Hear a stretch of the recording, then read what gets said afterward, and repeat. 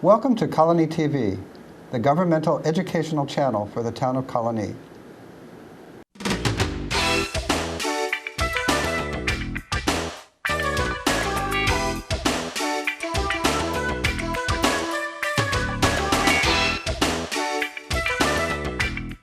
Hello and welcome to The Money Factor.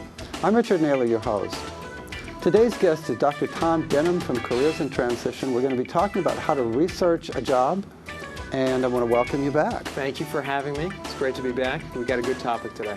It fits really well with libraries also, because I noticed we're in some of your literature that people should go to the library and research there and make sure they've used the materials. I love libraries and they're great resources. Let's start out with where a person would start in thinking about researching an employer. Maybe determining what information they need. Does that fit with you? Yes. As we have every TV show, I have to tell people the 3 stages of the career development process, because that's sort of the framework. So the first stage is self-assessment. The second stage is career exploration. The third stage is action plan. So in self-assessment, we try to answer the question, who am I? The second question is, where am I going? And the last question is, how do I get there? So when we're talking about researching job prospects and employers, that's part of the action plan. That's part of the job search. So with that said, the first thing you have to decide is, what information do I need? What are the key points? You probably want to find out something about the mission, the philosophy, job growth. Have they laid off anyone? Have they been in the news? How many people work there? Do you know of anyone that works there? What are the types of jobs? What are their products, services? Those types of things. So you're looking, one dimension of it is you want to know all you can about this particular business. Yes. To determine if this is a good fit. Okay. Fit is very important. And you ran off about 6 or 8 things. Oh, we're going to go all over. Okay, I think we could point out right up front that you have a website, and that if they search that, they'll find something. So they don't have to write everything down. Don't have to write everything down. You can just Google Dr. Tom Denham. And then I have 2 articles available. One is called How to Research Job Prospects, and the other one is Analyzing a Potential Employer. So How to Research Job Prospects, Dr. Tom, Analyzing a Potential Employer. Okay. And with that said, we can go ahead and talk about them a little more and fill in blanks and maybe answer some questions that pop up. Yeah.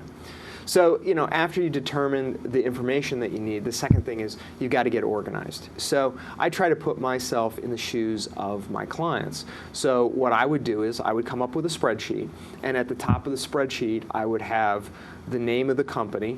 I would have the contact person, maybe their address, phone number, email, and then I would have date, resume sent, date, follow-up phone call, date for interview, thank you note, and finally offer. So you can track how many companies you're targeting, and also what kind of action that you've taken on each employer. The other thing I would do is create a file folder on each company. So you're talking about being organized, and we did a whole show on being organized. And I think that fits right in with what you started out. You can't take any of this out of context. You mentioned at one point that there are 3 different levels of jobs. Yep. The ideal job, the backup or realistic job, and then the safety or survival job. And so everything that you're talking about requires organization.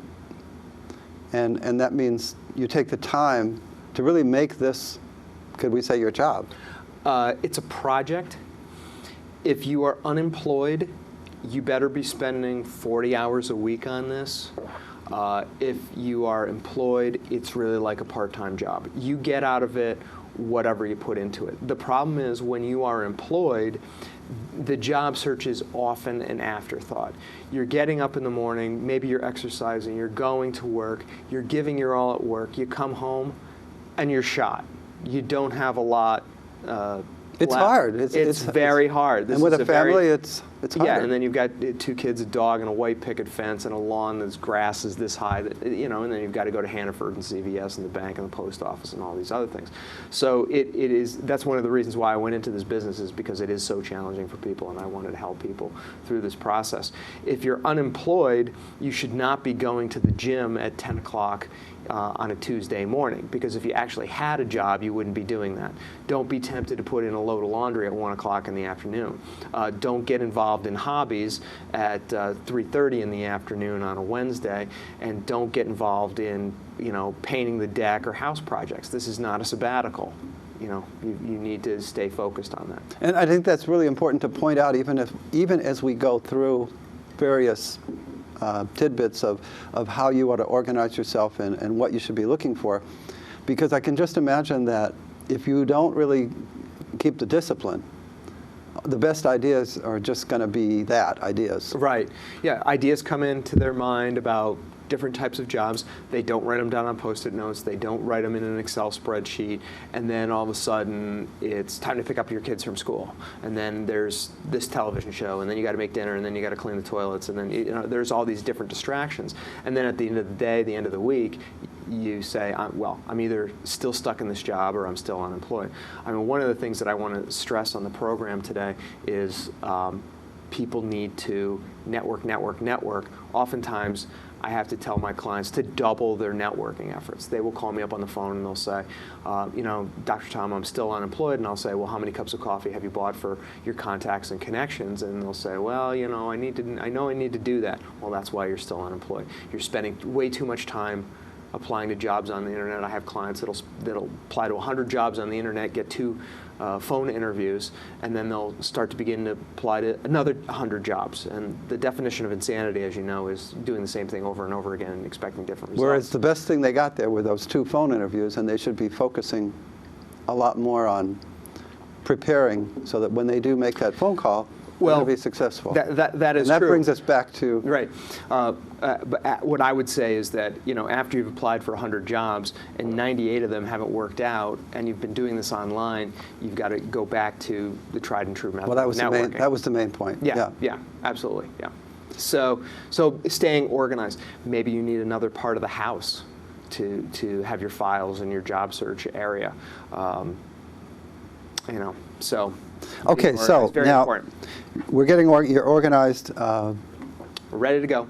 What other main categories besides the employer do they want to be working on? You say you're going to want to research 3 things. You're going to want to research the career field in general, then the employer, and then jobs. Okay, so let's say you're interested in public relations.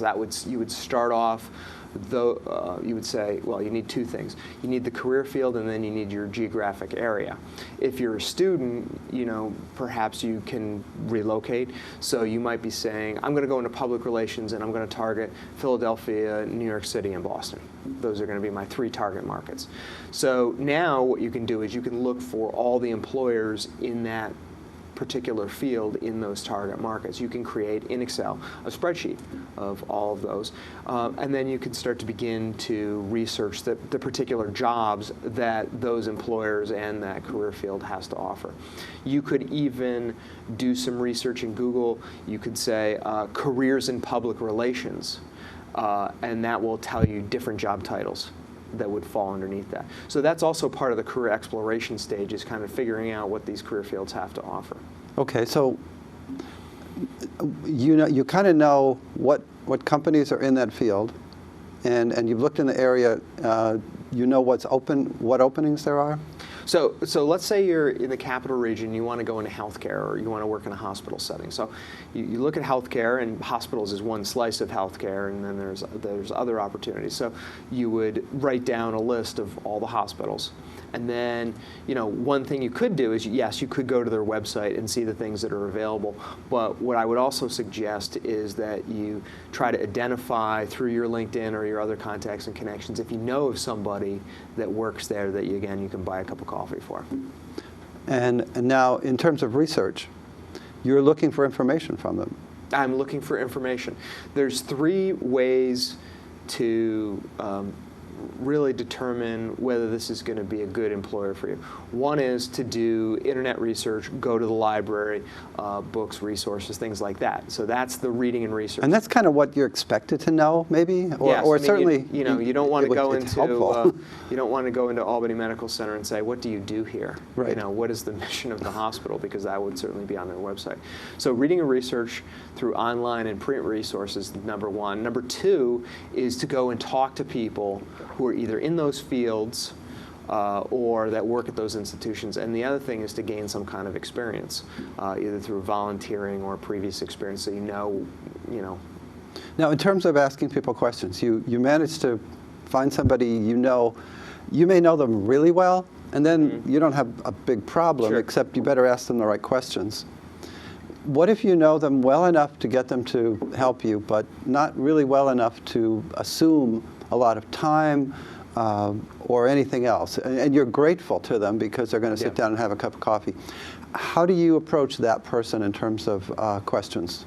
Well, what you do is you read my article called How to Initiate and Conduct an Informational Interview. How to initiate and conduct an informational interview, and that's on the internet. So ideally, you'd want to have somebody that could introduce you to this person. You would probably want to send an email and then follow up with a phone call so you don't catch them off guard.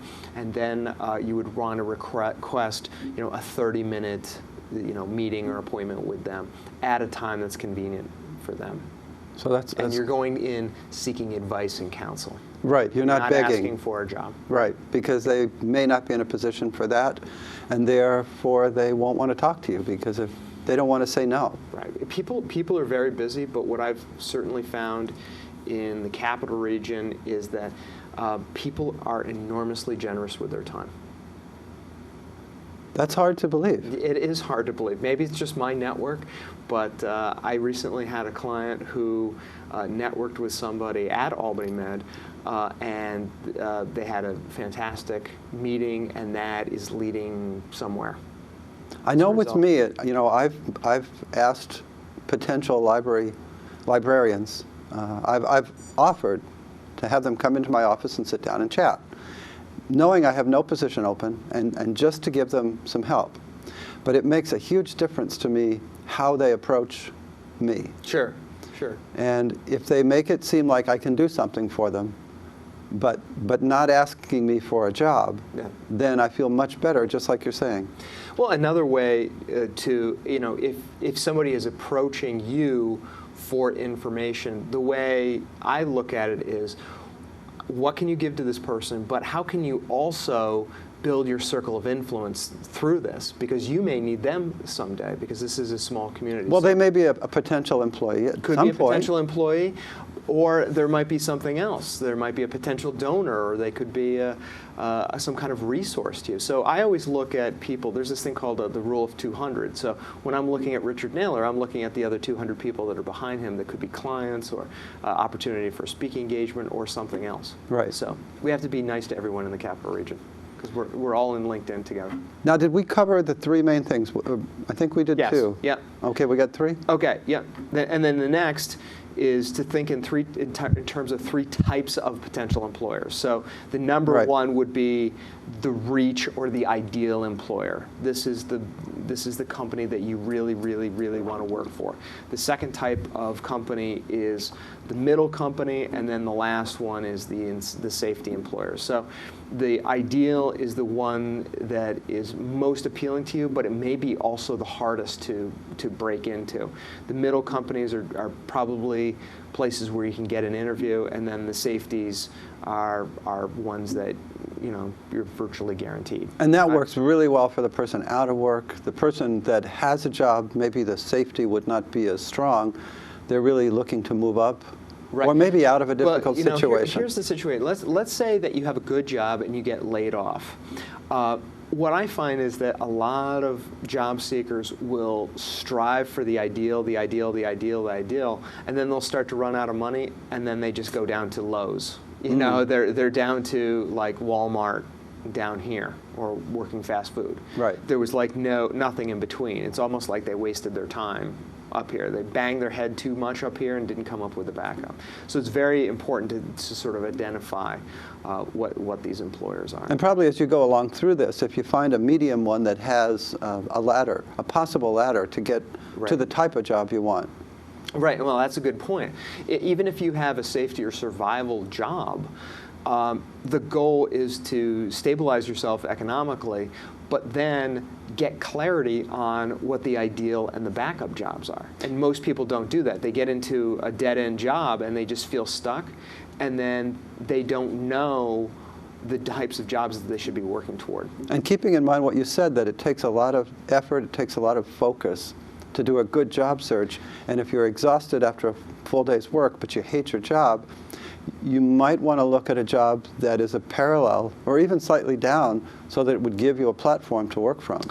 I agree. However, there are some people that will say, as much as I hate my job, I'm not going to make the sacrifice either to go back to school or cut in pay to get into something that I'd really like. And that grieves me very much, because I have a lot of clients, they come in and you show them the promised land, but you also show them the 5 things that they've got to do in order to get it, and they basically go back to the hamster wheel and keep doing the same thing over and over again. That I don't have control over.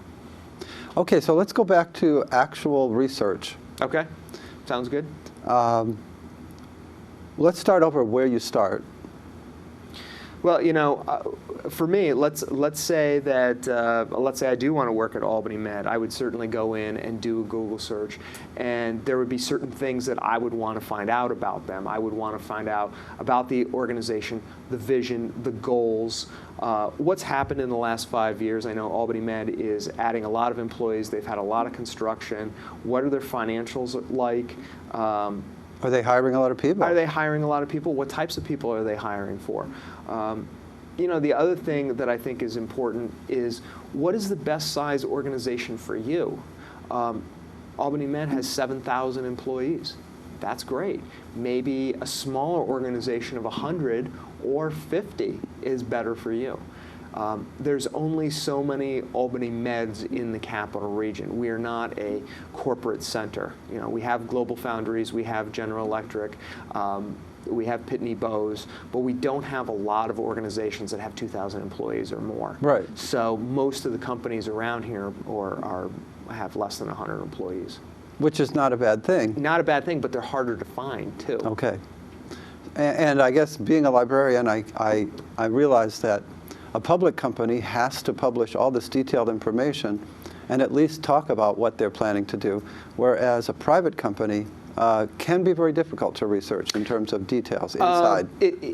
Through traditional print resources, yes. Right. But I can figure out what Richard Naylor had for dinner last night using the internet, because he posted something about that on Facebook last night. Didn't. Maybe he didn't. But I don't do that. A lot of people post overshare things, but I think you really can find a lot about companies. There are some websites that are highly critical of companies. That information has some value, but you have to sort of take it with a grain of salt. There's Merchant Circle, certainly Facebook, LinkedIn, Twitter. If you Google careers in transition, there will be pages and pages of information, handouts, resources, and that kind of thing. If you Google Dr. Tom Denham, there's information out there. So, you know, the organization is certainly one thing that you want to look into.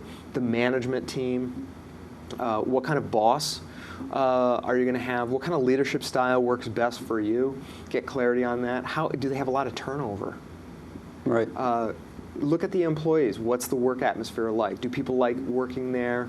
You're basically joining a family. Are you going to be able to fit in there? Some of these things can happen before you interview, and some of these things are things you're going to want to ask either in the interview or after the interview. You know, who are their top competitors? If you excel in your job, what comes next, what kind of advancement, promotion, and then actually the job itself. The two most important things when you are trying to decide on a job offer are the actual job duties and your boss. Third comes salary and benefits, but we have a tendency to be seduced by salary and benefits, and then we ignore all these things. And the other problem is we try to make these decisions in our head rather than writing down on a sheet of paper advantages and disadvantages. It's that easy. And we make these decisions in our head, mostly on emotion, and then we get into it, and then everything's great. There's this honeymoon period, and I'll talk to clients, and they first get a job. Oh, this is great. I'm going to stay here forever. This has got great opportunities. I love my boss. And then 18 months later, they say, I want to kill my boss. I want to kill my coworkers. I hate the job. There's no room for advancement. They lied to me, blah, blah, blah, blah, blah. All goes on and on and on. And that probably wasn't because of bad research, or was it? It could have been bad research. Certainly the dynamics change. They may be just ignoring the truth because they're in a jam. They really do need a job. I mean, all kinds of psychological factors involved. This is extremely complicated work. You know, you can read all you want in books and resources, but when it comes to reality, it's amazing the work I do, because everyone comes in with a whole set of issues. I mean, if you're $50,000 in credit card debt and you've been out of work for 6 months, you may have to take that safety or survival job, and regardless of all the things that we've talked about. It just might be some kind of financial, economic necessity as a result of it. Right. And then you couple that with people's own baggage that they're bringing into the workplace and the baggage of the people there, and you've got a lot of baggage. Right. It makes for a dysfunctional workplace. I want to mention something about a library, and you can then elaborate on that in terms of your experience of how that works. People come into the library looking for information on jobs. And I try to show them around, or somebody else shows them around. We show them, well, we have this database where you can look up any company, find all the principals, how many employees in general they have, how much the annual sales are. And here's your director of marketing, and here's this. But then that's not enough, because all these other things that you mentioned, they don't have. And it takes a lot of fumbling around, even for us sometimes, to give them the source that's really going to be a key. But that's not enough, is it? Well, when somebody comes in, you're doing a lot of work. It's kind of like if somebody came to you and they said, I have cancer, help me. You know, where would you begin with that? Again, somebody's coming in and they're looking for jobs, but if they haven't gone through the self-assessment process, the career exploration process, they may be looking for the wrong jobs for the wrong reasons. You know, my first answer would be, my first question would be, how much networking are you doing? And the answer 9 times out of 10 is not very much. So do they have a LinkedIn profile? Have they ever Googled their name? When they Google their name, what comes up? Does LinkedIn come up? How many contacts and connections they have? Have they been giving out and collecting business cards?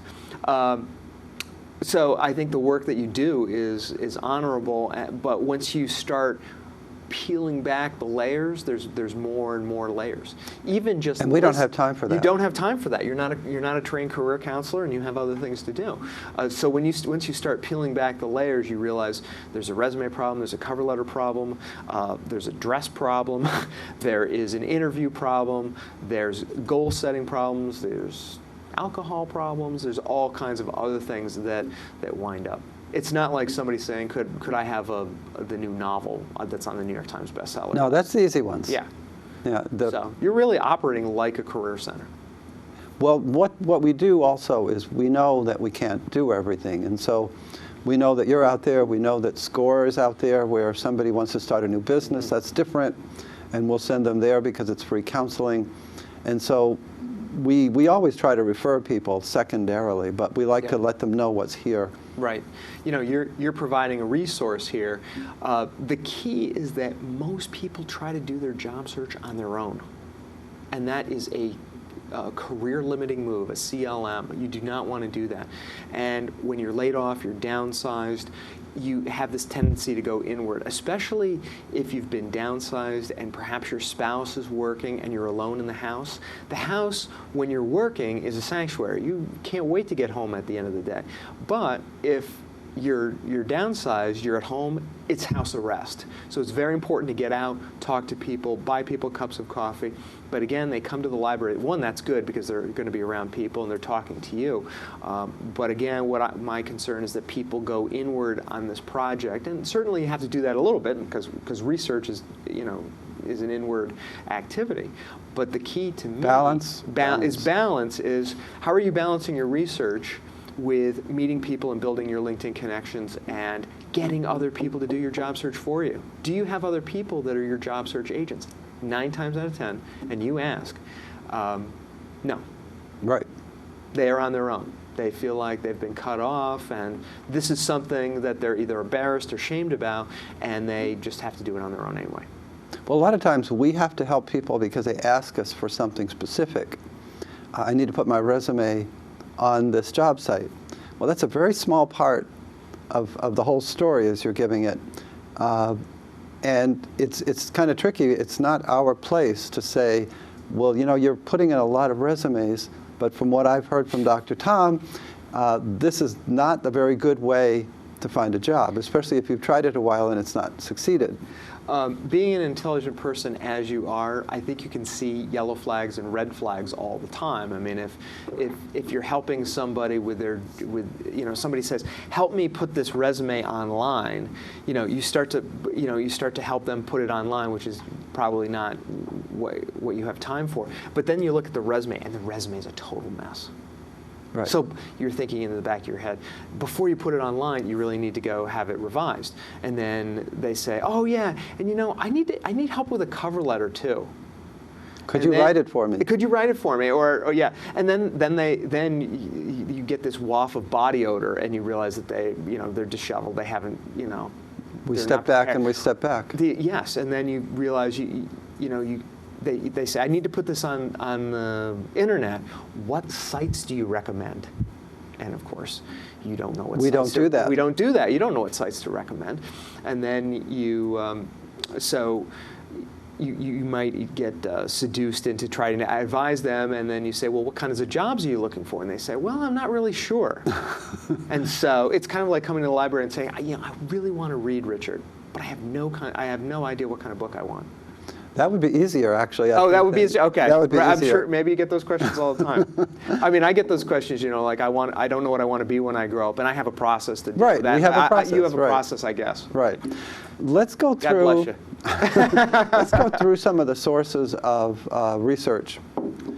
Try to run through maybe a laundry list here. I mentioned a database, A to Z database, and so I'll say a couple also, and you can fill in.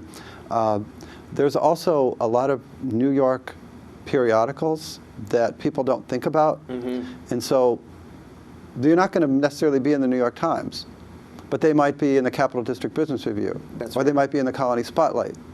And so going through databases that cover these small publications, you can find at least some promo article or something about the company that you didn't know. That's excellent. So I appreciate you sharing that with me. Yeah, because it's a good... I do advocate that all my clients get a subscription to the Business Review. I get a subscription to the Business Review and the Times Union. I must be old school because I'm still reading the newspaper every day. And then you read it, and then there's this little tiny article about this big about some company that's got 12 employees that's going to double. That doesn't hit the radio. It doesn't hit the TV. And they might have put it in as a favor. The company said, we're coming here and we're doing, and because the local papers are much friendlier in terms of not worrying about whether somebody's using them. Mm-hmm. Because they want to be part of the community and so use us. Yeah. I don't think that a lot of people understand that you can go after those brand name companies because those are in top of mind awareness, like the Albany Meds and the Price Choppers and the Global Foundries of the world. But here's a company that has 12 employees that you've never heard of before, that's going to double to 24. That's a company that you want to learn more about. And then, again, as you're building your contacts and connections, you want to know, do you know somebody that works there? Do you know somebody that knows somebody that works there? Right. So that's something that we would do. And you said to people, go to the library and do research, and that's just an example of some of the things that we mentioned. Yeah, go talk to Richard Naylor. He'll do your job search for you. Not the way it works, right? Yeah, no, it's a very interesting balance and dynamic between individuals. Yeah. If you come in and say, I want to start a coffee shop, any advice? Well, I mean, the advice is going to be from a professional who has Right. been maybe Sure. retired or not retired, and he's taking on people. But we can help them find some sources of these things. Right. It's almost like, if somebody comes to the library and they say, I need to do a research paper, you have to balance between helping them find the tools versus being their research assistant. Right, right. So any other ideas that you have in terms of where to look where people might not have thought of? I think there has to be, again, I put myself in my own, the shoes of my clients. I would certainly use the library. I would use the Business Review. I would use the Times Union or one of the other local papers. And then I would use my contacts and connections. And I'd also, use a career counselor who's in touch. I would also use LinkedIn, because you will find job listings in the LinkedIn discussion groups. Usually at the bottom. Yeah. So that can be another source. So for example, if you were in human resources, you would want to go to the Capital Region Human Resource Association's LinkedIn group, and they post jobs in there for free. Right. And they're only posting them there because that's the population of people that they want to attract. Versus putting it in the paper and they're going to get every Tom, Dick, and Harry applying for that job. Most of those people are not qualified. I think we did a whole show on LinkedIn. Yes. So that's another. It always comes back to LinkedIn. It's interesting because I'm out in the business community and I'm talking to people about whatever subject, and it always the lowest common denominator is it comes back to social media, because that is the very first place people are trying to find you. And when it comes to either researching employers or employers trying to research you, that is the first place that they go to. What happens when they Google your name? What comes up? Do you like what comes up? You have a certain amount of control of what you're putting online. And people would say, well, I don't use Facebook. And there is so much information out there about you right now that you want to make sure that's the message. The message that you want to send is what's out there.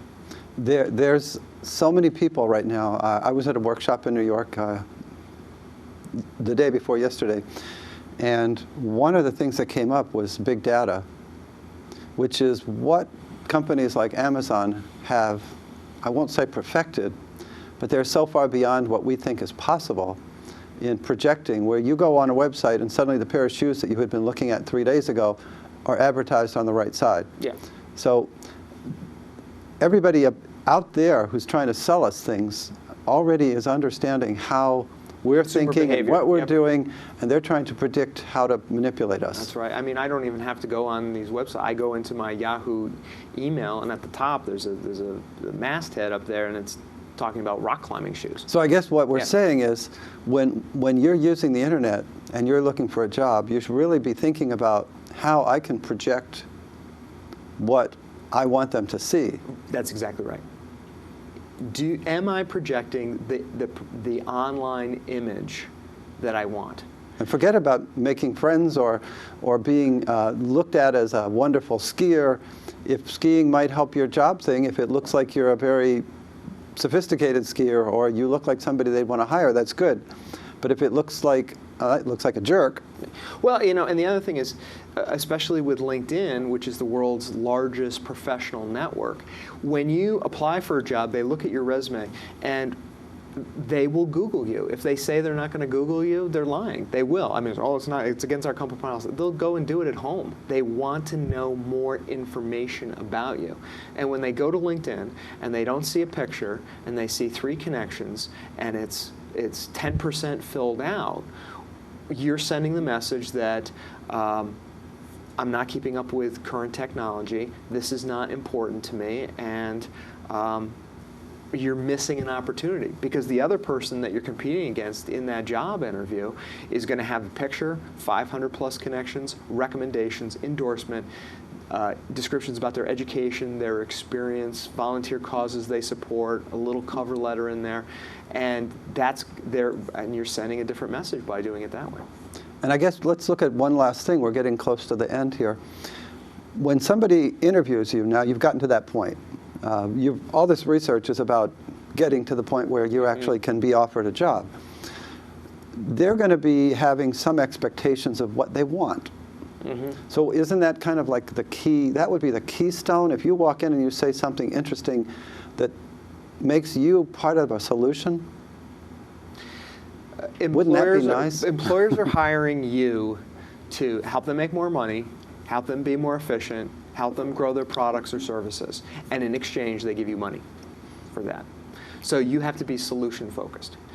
You are going to interview them as much as they are going to interview you, because you are going to be spending more time with these people than in any other aspect of your life. You're going to be spending more time with these people than your family. So you want to make sure you have, the questions that you need answered. However, there are no guarantees. It's like getting into a marriage or any kind of relationship. You start off and everything's idealized, and then after a while you devalue it. Now, when you say that, you bring up the word culture, organizational culture. How do you recommend that somebody approach trying to figure out if this culture of that company is going to be a place where they would like to live? Well, there's a lot of things. Obviously, looking on the internet, you can read their mission statement. Somebody would say, well, it's very different when you get there. But their mission statement, how they project themselves on the internet, can tell a lot about an organization. Perhaps they have pictures of their employees. Maybe their employees do community service. And then, in addition to the online, the high tech, you got to do the high touch. You have to ask around through your network. Let's say you have a well-developed network. You can see how many people in your network work there or know of somebody that works there, and ask them. Ask them the hard questions that you would also ask during an interview, and see how those things compare. I've come to the conclusion that there's a couple of things that people are really looking for in a job, whether they know it or not. And one is, and probably the biggest one, and we can just stop there, is being treated fairly. People want to be respected. So how do you get at that? Ask the question. How are people rewarded here? How are people compensated? What kind of advancement is possible here? You can ask them, what's an average day, an average week like? Do you have a holiday part? What do you do during the holidays? And then you can also read people by, other people in the office. Are they, when you walk in, are they smiling, or do they look upset, or are they angry, or something like that? Right. They look like they're in their little world and wish they weren't there. Right. Yeah. So yeah, those are important questions. What I also find is that in addition to feeling respected, people want to feel appreciated, and many times they don't. Compensation, an extra week vacation, more salary benefits, that's fine. But a lot of people just want a pat on the back and be told they have a good job, rather than being rewarded with more work. So I would agree. Yeah. Those are the two biggest things. People want to come to work. They want to have a good time. They want to like, they want to like the job. They want to like their coworkers. And at the end of the day, they want to feel like they've made a difference and they've accomplished something. But the other things that a lot of employees look for are flexibility and creativity, which is lacking in our world today. Let's go one more time and try not to leave out too much. I noticed when I glanced down at notes that competition, the competitors, is important. Let's think about that just for a couple minutes. So you want to know not only about the company that you're researching, but you want to know the companies they're competing against. That's right. So for example, you take a place like Siena College. Siena College is competing locally with the University of Albany and Sage, Hudson Valley, Union College. So that's a local competitor. But they're also competing against other similar schools like Marist, Niagara, Canisius, Lemoyne, those types of schools. And in that case, you might be looking for Catholic right. four-year colleges, right. so that you would know if somebody is targeting those, they might be looking at several. And the thing, like for example, when I was the director there, if I were to leave, I'd left to start my own private practice, I might target, because I have had that similar experience, I might target similar schools. I actually worked at Union for 4 years, and then I went to Siena. Well, Union is half liberal arts school, they have half engineering, and so that was appealing to the folks at Siena College that I had that liberal arts experience. So when I'm at Union, I'm thinking about my next move after that. So when you're thinking about an employer, you want to think, okay, well, if I work at this employer, you know, who are the competing employers that I could possibly go to? Or like Albany Med, you're going to work at, you know, St. Peter's or Alice or something like that. So I always tell people, as soon as you get the job, you need to be looking for the next job. So could we finish up by saying probably if you can identify what information you need, it's going to be a lot easier to find it. Right, and these 2 articles, How to Research Job Prospects, Analyzing a Potential Employer, like you said in the libraries, there's a method to this. You have to go into some depth and detail, and you also have to decide which are the most important things to me. You might say salary and benefits are the most important, but then 18 months later you realize there's no flexibility in your job, and that's as important. What I find is that many people get into work and they're making great money, but they have either no time for vacation or are not allowed to take vacation or very limited vacation, and they're willing to give up $10,000, $20,000 in order to have additional time. So it's very important to know, going back to the self-assessment stage, what are the things that you value in an employer the most. Thank you. Thank you for having me. Great topic. We covered a lot of things, and I just want to emphasize networking again. Very, very important, and it's probably the most neglected part of and it fits in with every single thing that you do in getting a job. Absolutely. Yeah. Thank you. Yeah. Happy to do it. And I want to thank you for watching. I hope you enjoyed the show, that you have a great week, and that you find a job very easily and work hard at doing it.